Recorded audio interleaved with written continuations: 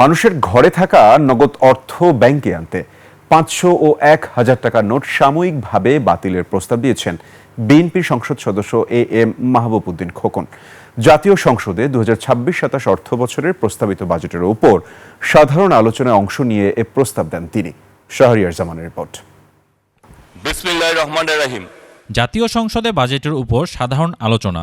আমরা মনে করি এতে অংশ নিয়ে সরকার দলীয় সংসদ সদস্য মাহবুব উদ্দিন বলেন, অনেক মানুষ এখন ব্যাংকে টাকা না রেখে নগদ অর্থ বাসায় সংরক্ষণ করছেন। যারা টাকা পাচার করতে চেয়েছিলেন কিংবা স্বৈরাচারী শাসনের সঙ্গে যুক্ত ছিলেন আরও বিপুল পরিমাণ নগদ অর্থ রেখে গেছেন, ফলে বিপুল অঙ্কের টাকা ব্যাংকের বাইরে রয়ে গেছে। আমাদের মা বোনরা কি করে, সারা বছর ছিল আলমারিতে স্বর্ণ টাকা রাখে, ঈদে বাড়ি যাওয়ার সময় বাসা খালি ওকে বের করে কাতার ভিতরে শাড়ির ভিতরে রেখে দেয়, বিকজ সেফ ফিল করে।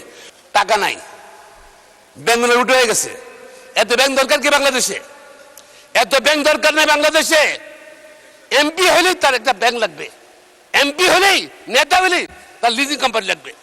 মাহবুব উদ্দিন খোকন বলেন, 500 ও 1000 টাকার নোট সরকার যদি বাতিল করে 2 মাসের মধ্যে ব্যাংকে জমা দেওয়ার সুযোগ দেয়, তাহলে যাদের ট্যাক্স ফাইলে ওই অর্থের হিসাব নেই তারা 25% কর দিয়ে তা বৈধ করতে পারবেন। টাকা আছে ব্যাংকে রাখে না মানুষ।